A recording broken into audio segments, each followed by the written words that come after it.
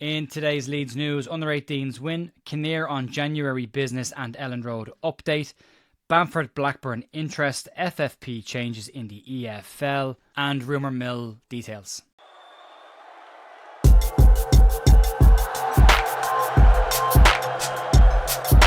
Morning folks, Jay here at The View, Tuesday morning the 14th of January with your Leeds United news. Hope the week is going well for you all so far. There's a bit of stuff to get stuck into, some meaty procedural or I suppose accounting stuff with the FFP changes, but could impact Leeds and we'll get into them in a few minutes. We know who Leeds' opponents in the next round of the FA Cup will now be, and that is Millwall.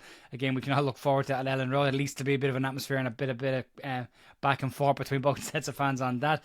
Just a quick update on the Ben Jacobs. Ben can't unfortunately do tomorrow night, so we've pushed it to Thursday night at 5:30, and we will have a match day preview for the game against Sheffield Wednesday at some point. Keep an eye out for that. But we'll start off today's news with news around the under-18s who were in action over the weekend. And Leeds United under-18s had a positive result, or on the right side of a good result, over the course of the weekend in a high-scoring game. Leeds ran out 5-2 winners against Wolverhampton Wanderers in a game over the course of the weekend. Goals coming from Harvey Vincent, Jack Morris, Oliver Boast, Isaac Bridges and Logan White. Keep an eye on Oliver Boast. We'll talk a bit more about the under-18s and the academy next week or week after when we get Jerry McDermott on to have a look back at what's going on in the academy right now. So keep an eye on that one as well. Moving on to the big chunky stuff from today's news. And Angus Kinnear has had his meeting with the supporters advisory board, and it's a couple of weeks ago, but the notes are only coming out for it now. And there were some very loose reports yesterday floating around, and I know I got bombarded with messages from people saying that Angus Kinnear had said Leeds are doing no business in January. Luckily, that's not what he said for everybody involved. Kinnear was, as I said, having his meeting with the supporters advisory board, and Kinnear did give an update on a few topics. One, which is the January business, as well as two, being the stadium improvement plans. But Kinnear on the transfer stuff, and I suppose we should start with that one. Kinnear has stuck to the company line on this one, and he has said exactly what Daniel Farke has said up till this point, that he expects a quiet January. If Leeds were to bring in one or two players, which is what I think most people think is missing just as cover, that would still be considered to be a very quiet month. Only two players coming in a run-in. But Angus Kinnear on the January plans said the following. The notes note that Angus Kinnear says confidence in the team is strong, demonstrated in the Derby County match after the Blackburn Rovers defeat. The doc goes on to say January will be quiet, he expects, but doesn't rule anything out. The vibe going around is that Leeds are potentially targeting two positions, and that's all they're looking for, but it will depend on the calibre of player that becomes available. Emi Buendia is the name that keeps floating around, and Leeds may do what they did with Manor Solomon and wait until the very end of the window to see if they can convince the player to come late on if minutes are looking unlikely. Daniel Farke earlier this month refused to rule out any business this month, and now Angus Kinnear has pretty much said the same by saying we will stay awake or we won't rule anything out should the right player become available. It's not a case that Leeds need to stockpile with positions. They've got cover in positions. It's about getting quality cover in those positions, and unless Leeds can get the quality players in, there really probably isn't any point in wasting good money on bad players if they're not going to make an impact towards the back end of the season, or at least help out in the rush. On the topic of the stadium improvement plans, Kinnear gave an update into Leeds' plans to move from a 37,645-seater stadium to a 53,000-seater stadium. Kinnear said that the consultating process has started to take shape and they are making positive progress, and that it will continue to be made. Kinnear also introduced Bill Allen from a company called Elevate to the meeting, and that company has been hired to do the feasibility study on Elland Road around this development. The doc reads as follows. The company have real expertise and are entirely independent, consulting with supporters, stakeholders and market developments. Consulting will look into general admission, hospitality seating, ticket costs, etc.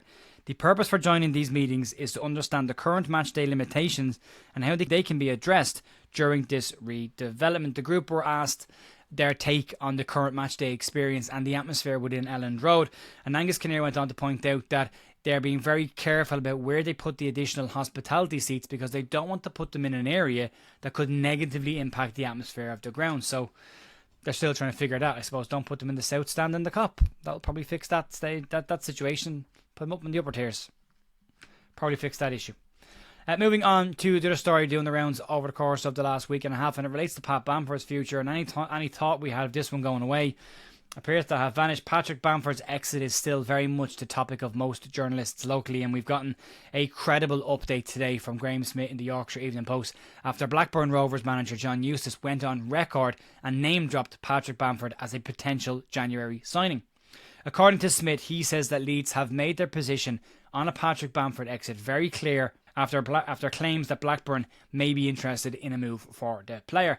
Eustace at Blackburn has admitted that he admires Patrick Bamford and he named Bamford on his long list of players that they are targeting this January. As usual, Patrick Bamford's wages were labelled as a potential block in this and may prevent any chance of a move in January. Bamford, as we know, is out for the month of January with a hamstring issue, so it's interesting to see that Blackburn may still have an interest in the player, but Smith says that Leeds sources have told them that Leeds are not anticipating an exit of Patrick Bamford during this window. You do feel, though, if a half-decent proposal does come on the table, that Leeds should probably do everything in their power to make this move happen. It's an open goal to get a player with high wage and isn't contributing an awful lot on the pitch out the door before you have to lose him on a free transfer in 18 months' time. Whatever that deal looks like, I think I'd probably go and try and get that one done and bring in another striker then to backfill his position on the bench, and that's what you'd be looking at. We'll have to wait and see, but it's interesting to see that John Eustace has outrightly, publicly said he's interested in Patrick Bamford, so we'll keep an eye on that one. And then moving on to the big chunker today, and this is the FFP changes in the EFL. We got all the sexy stories today, and this one, it relates to the championship clubs who are in talk about restructuring the current FFP model and bringing it more in line with UEFA's new model. The report that comes out today states that championship clubs have been in negotiations around a new deal and a potential luxury tax that could impact Leeds United as well. There have been 3 meetings that have taken place over the past month to discuss the future shape of FFP or profit and sustainability in the EFL and could come into effect as early as this summer.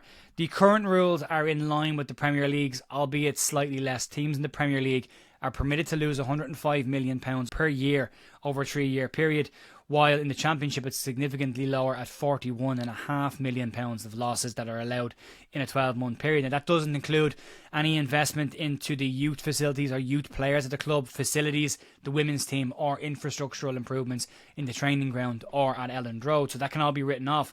But the Athletics finance expert Matt Slater has given an update on what the financial strategies that are being discussed are, and he says that there are plans in place to follow UEFA's squad cost model or SCM model that ties each club's spending on player wages and transfer fees to a percentage of revenue, and UEFA's currently is set at 70%. Premier League clubs aim to hit 85%, and the lower leagues like League 1 will be 60% and League 2 will be 50%. Currently there's no PSR restrictions at all in League 1 and League 2, which has allowed Birmingham to do the spending that they've done this year and Wrexham to buy the players that they bought over the last couple of seasons. But on top of this element, the current PSR model is said to be running behind that in conjunction with this, just to see how this trial works out. But another element is being discussed as well due to the disparity between the Premier League and the Championship, and that disparity being the £40 million in parachute payments. Slater revealed that research is underway into a potential combination of the SCM model and a luxury tax concept which could permit clubs that do exceed the 85% threshold to do that penalty-free as long as they contribute an equivalent amount of money to a collective fund to be distributed to other clubs. Basically saying that if you go over your 85% by 20 million, you've got to give 20 million to this fund that will then go into funding and help put more money down the pyramid to lower league clubs. Now, it does say in this report that the Premier League clubs are unlikely to want to go to this model because they plan on exceeding these models and don't want to give the money back down the pyramid. But I think if you look at it from a point of view, if you've got lots of money to spend and you want to blow it, you can blow it. But if you blow it, you've got to help fund the rest of the pyramid as well, which I think is probably some sort of a fairish kind of model. I mean, you're taking away FA Cup replays from them. You're taking away lots of different revenue outlets from them as well. So maybe it's time to start giving back. Premier League can't just keep getting everything at once and not giving back to the rest of the pyramid. And then moving on today to some rumour mill stuff. There's some rumour stories coming out, but they're not from credible sources, but I keep getting asked about them today. So I said I'd include them at the back end of this. So what I'd say is the next 2 stories are small and limited and are very, very, very much in the pinch of salt. I'd say truck of salt territory here. The first one has come from fairly unreliable reports that are floating in from unreliable publications, and they claim that Leeds have an interest in Plymouth Argyle wingback Bali Mumba. He's been very impressive this season. He'd be seen as a long-term replacement for Junior Firpo, should that be the case. This tends to be true. But I should point out again that as of right now, the story has originated and come from very, very unreliable and non-credible sources on that one. Another one is Taiwo Awayimni, the Nottingham Forest striker, and there's some loose reports saying that Leeds could go back in for the striker who's out of favour at Nottingham Forest, considering Chris Wood's very strong season that he's having this year. But apparently Leeds were interested in the striker back when Jesse Marsh was in charge of the club, and Leeds could make a move for the player again should he become unsettled, and will be the type of striker Leeds could look to bring in January. But again, this comes from an unreliable link from an unreliable publication, so I'd say both of those, don't take them with any level of credibility unless other major outlets get involved in this. But right now, those two are the only two transfer stories floating around today, and I wouldn't believe either the two of them. That'll be it for me today, folks. Massive thank you as always for supporting the channel. I will be back tomorrow morning for more Leeds news. We have a match day preview tomorrow night, and then Ben Jacobs will be in on Thursday evening to discuss the January window and see where we are with that. Folks, thanks as always for supporting the channel, and I will talk to you soon. See you then. Bye.